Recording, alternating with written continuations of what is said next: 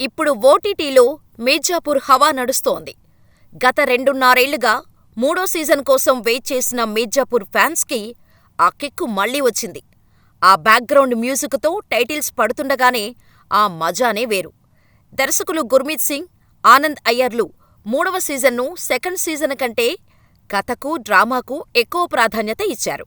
Action సీక్వెన్స్లు తగ్గించి డ్రామాను పెంచారు. రెండవ సీజన్ దారి తప్పినట్టు అనిపించినా కూడా ఈసారి మొదటి సీజన్ ముగింపు నుంచే కథ మొదలైనట్టుగా అందరికీ అర్థమయ్యేలా ఇంటెన్స్ డ్రామాతో అదరగొట్టారని చెప్పొచ్చు. కానీ గుడ్డు ఫ్యాన్స్కి మాత్రం కాస్త నిరుత్సాహమే అని చెప్పాలి. ఎందుకంటే కింగ్ ఆఫ్ మీర్జాపూర్గా ఉంటాడు గుడ్డు పండిట్ అలియాస్ గుడ్డు భయ్యా. అతనికి గోలు గుప్తా తోడుగా ఉంటుంది. అయినా కూడా ఇతర ప్రాంతాల డాన్లు ఒకప్పుడి మీర్జాపూర్ డాన్ కలీన్ భయ్యా ఇచ్చిన గుర్తింపు ఇవ్వరు. ఇక్కడి నుంచే కథను మొదలుపెట్టారు దర్శకులు. అంతేకాదు, 2018లో సీజన్ మొదలుపెట్టినప్పుడు అందరూ మున్నా భయ్యాకి ఫ్యాన్స్ అయ్యారు. ఆ క్యారెక్టర్ను చంపటంతో తర్వాత మిర్జాపూర్ ఎంత బాగుందనిపించినా కూడా అంత కిక్కు రావటం లేదు. మున్నా ప్లేస్లో గుడ్డుతో విచ్చలవిడి ఎంటర్టైన్మెంట్ ఉంటుందనుకున్నా కూడా మూడో సీజన్కు వచ్చేసరికి గుడ్డు క్యారెక్టర్ని కాస్త స్లో చేశారు డైరెక్టర్లు.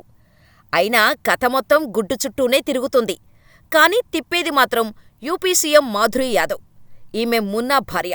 తన భర్త మున్నా చనిపోయిన తర్వాత సీఎంగా ఉన్నా కూడా మిర్జాపూర్ నేర సామ్రాజ్యం ఆమెను వెంటాడుతుంది. ఆ నేరాలను పూర్తిగా రూపుమాపాలనుకుంటుంది సీఎం. కానీ ఆమెను అంత సులువుగా గెలవనియరు. అయితే కథ గుడ్డు వర్సెస్ సీఎం మాధురి యాదవ్, గుడ్డు వర్సెస్ శరత్ శుక్లా, గుడ్డు వర్సెస్ ఇతర డాన్లుగా మారింది. అందరూ గుడ్డుకి భయపడతారు. అందుకే గుడ్డు పండిట్ను మీర్జాపూర్ కిరీటంపై కూర్చోనివ్వరు. కానీ గుడ్డు పండిట్ మాత్రం తానే కింగ్ ఆఫ్ మీర్జాపూర్ అని ప్రకటించుకుంటాడు, ఏలుతుంటాడు కూడా. మీర్జాపూర్ దాటితే మాత్రం సవాళ్లు ఎదురవుతాయి. వాటిల్లో కీలకమైనది జాన్పూర్. దీనిని శరత్ శుక్లా ఏలుతుంటాడు. ఇతను ఒకప్పటి కింగ్ కలీన్ భయ్యా తమ్ముడు కొడుకు. తన పెద్దనాన్నను కాపాడి దాచిపెడతాడు. మీర్జాపూర్ కింగ్ కలీన్ భయ్యా బతికి ఉన్నాడని ఎవ్వరికీ తెలియదు, ఒక్క దేవత్యాగి భరత్యాగికి తప్ప. వారి సహకారంతో కలీన్ భయ్యాను దాచిపెడతాడు శరత్ శుక్లా. మరోవైపు గుడ్డు పండిట్ తండ్రి రమాకాంత్ పండిట్కు ఉరిశిక్ష పడే సూచనలు ఉంటాయి. తండ్రి మాత్రం తన కొడుకు తప్పుడు దారిలో వెళ్తున్నాడనే చెబుతాడు. కాని తండ్రికి కొడుకంటే ఇష్టం. కొడుకు గుడ్డుకు తండ్రి అంటే ప్రేమ. మరోవైపు అదే జైలులో నల్లమందు డీలర్ లాలా కూడా ఉంటాడు. వారి మధ్య పరిచయం పెరుగుతుంది. అయితే నల్లమందుతో డబ్బును భారీగా సంపాదించాలని గుడ్డు పండిట్ భావిస్తాడు. ఇటు దొంగ ఆయుధాల వ్యాపారాన్ని కూడా రీస్టార్ట్ చేస్తాడు. అయితే నల్లమందు సప్లై కోసం నేపాల్ వెళ్తాడు గుడ్డు పండిట్. అతనితో పాటు లాలా కూతురు షబ్నం లాలా కూడా వెళ్తుంది. అక్కడే గుడ్డు పండిట్ షబ్నంలో నేపాల్లో శృంగారంలో మునిగి తేలుతుంటారు. సరిగ్గా అదే సమయంలో తన సోదరుడిని చంపిన గోలును బ్రోకర్ ద్వారా ట్రాప్ చేస్తాడు భరత్యాగి. మామూలుగా తాను లేనప్పుడు పెద్ద ఆపరేషన్లు చెయ్యొద్దని గుడ్డు పండిట్ చెబుతాడు. కాని సరైన అవకాశం వచ్చింది. ఒక సీక్రెట్ ప్లేస్లో కలీన్ భయ్యాను దాచారని, లేదంటే ఏదో రహస్య విషయం ఉందని ఏకంగా ఎటాక్కుకు ప్లాన్ చేస్తుంది గోలు. తన అకౌంట్లో ఉన్న డబ్బు మొత్తం తీసుకొని తన వారితో వెళ్తుంది. తాను నేపాల్లో ఉన్న గుడ్డు పండిట్కు చెప్పాలనుకుని ఫోన్ చేస్తుంది గోలు. కాని గుడ్డు పక్కనే ప్రియురాలు షబ్నం ఉండటంతో ఫోన్ లిఫ్ట్ చేయడు. దీంతో చెప్పకుండానే గోలు వెళ్తుంది. సరిగ్గా ఆ ట్రాపులో ఇరుక్కొని తన వారిని కోల్పోతుంది. బుల్లెట్తో కాల్చిన భరత్ త్యాగి గోలును కిడ్నాప్ చేస్తాడు. నేపాల్ నుంచి వచ్చిన తర్వాత గోలు కోసం పిచ్చివాడిలా తిరుగుతుంటాడు గుడ్డు పండిట్. శరత్ శుక్లానే గోలును కిడ్నాప్ చేశాడని జాన్పూర్పై దాడి చేస్తాడు. కాని నా దగ్గర గోలు లేదు, నీకే మతిపోయినట్టుంది, కాస్త బుర్రపెట్టి ఆలోచించమని వెనక్కి పంపుతాడు. ఇంతలో ఇతర డాన్లు జోక్యం చేసుకుంటారు. పూర్వాంచాల్ మీద పట్టు ఎవరిది అని తేలే వరకు రక్తపాతం వద్దని హెచ్చరిస్తారు. ఇక గోలు దొరకదు. గుడ్డుని అన్ని వైపుల నుంచి లాక్ చేస్తాడు శరత్ శుక్లా. మీర్జాపూర్కు తానే కింగ్ అని అనుకునేలోపు సీఎంగా ఉన్న మాధురి యాదవ్ తన మనసులోని మాట చెబుతోంది. నేను మున్నాను పోగొట్టుకున్నాను. నువ్వు నా తోడుగా ఉంటానంటే కలిసి బతుకుతాం. కాని నేరాలను వదిలేయాలని చెబుతోంది. నీకు నేను కావాలా, మీర్జాపూర్ కావాలో తెలుసుకోమంటే నువ్వే కావాలంటాడు. దాంతో శరత్ శుక్లా చెప్పినట్టుగా గుడ్డును ఎన్కౌంటర్ చేయించటానికి ప్లాన్ చేస్తుంది. కాని అది విఫలమవుతుంది. మరోవైపు శరత్ శుక్లాను సవాల్ చేస్తాడు గుడ్డు పండిట్. మీర్జాపూర్ కింగ్ ఎవరైతే వారికే మొత్తం డాన్లమీద ఆధిపత్యం ఉంటుంది. నేనే బాహుబలి లీడర్ అంటాడు. కాని శరత్ శుక్లా ఒప్పుకోడు. డాన్లందరినీ కూర్చోబెట్టి ఎన్నుకోవాలనుకుంటారు. మరోవైపు గోలు భరత్ త్యాగి చెరలోనే ఉంటుంది. గుడ్డు పిచ్చివాడైపోతుంటాడు. తన తండ్రికి ఉరిశిక్ష పడే అవకాశం ఉండటంతో ఏకంగా కోర్టులోనే దాడి చేయాలనుకుంటాడు. కాని చివరి క్షణంలో తన సోదరి బాయ్ ఫ్రెండ్ రాబిన్ వలన గుడ్డు పండిట్ తండ్రి మరణశిక్ష ఆగిపోతుంది. ఆ తర్వాత ఇంటి దగ్గర జరిగిన గొడవలో తన దగ్గర్నుంచి గోలు డబ్బు తీసుకొని వెళ్ళిందని చెబుతాడు. దాంతో గుడ్డు పండిట్ పిచ్చివాడవుతాడు. నాకెందుకు ఈ విషయం చెప్పలేదు? నేను పిచ్చివాడిలా తిరుగుతున్నానని ఏకంగా సోదరి బాయ్ ఫ్రెండ్కి కళ్ళు చిదిమేసి హత్యచేసి పారిపోతాడు. ఇంతలో గోలు చనిపోయిందని తెలుస్తుంది.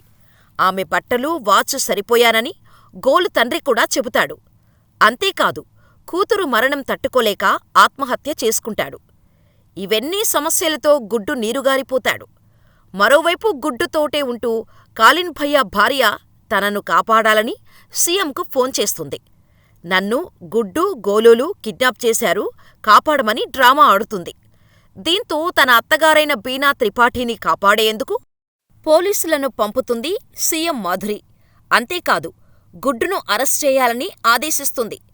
తన వారంతా దూరమయ్యారన్న బాధలో గోలును మర్చిపోలేక పోలీసులకు లొంగిపోతాడు గుడ్డు పండిట్. అంతేకాదు, గుడ్డు పండిట్ను జైలులో చిత్రవధ చేయిస్తుంది సీఎం మాధురి. తనకు కాబోయే భర్త శరత్ శుక్లాకు గుడ్డునుంచి ఎలాంటి ముప్పు లేకుండా ఉండాలని జాగ్రత్త పడుతుంది. కాని గోలు తనను కిడ్నాప్ చేసిన భరత్ త్యాగి నుంచి తెలివిగా తప్పించుకుంటుంది.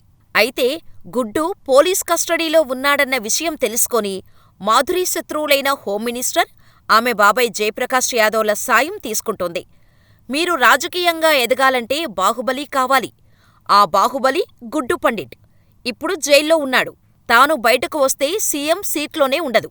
యావత్ మీర్జాపూర్ చేతిలోకొస్తుందని సాయం కోరుతుంది. మరోవైపు మీర్జాపూర్ కింగివి నువ్వేనని కాలిన్ భయ్యా శరత్ శుక్లాకు హామీ ఇస్తాడు.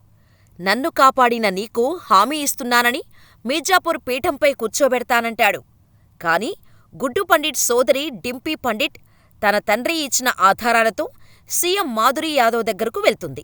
మీ నాన్న అంటే మాజీ సీఎంను చంపింది ఎవరో కాదు, శరత్ శుక్లా అని ఆధారాలు చూపుతుంది. అంతే. తాను పెళ్లి చేసుకోవాలనుకున్న వ్యక్తి తన తండ్రి హంతకుడని తెలుసుకొని షాకవుతుంది.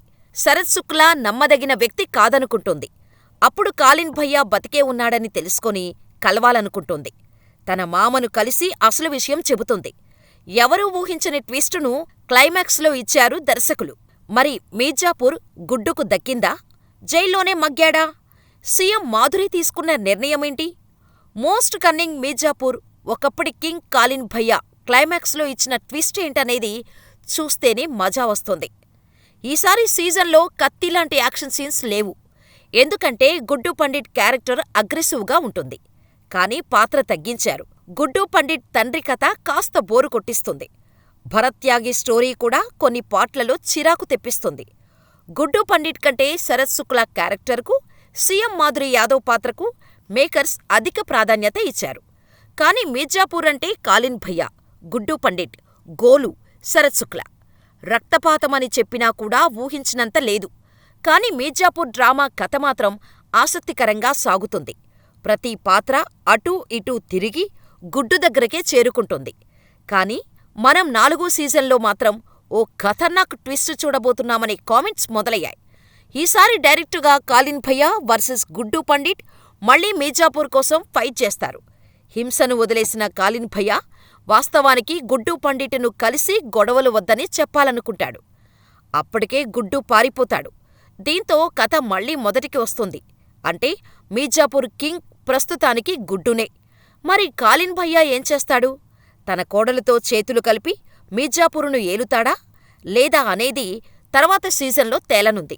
ఎందుకంటే అందరూ డాన్లు చనిపోయారు. మిగిలింది కాలిన్ భయ్యా, గుడ్డు పండిట్ మాత్రమే. మరి మెక్సికోను ఏలేదెవరు? అదేనండి, మీర్జాపూరును ఏలేదెవరు?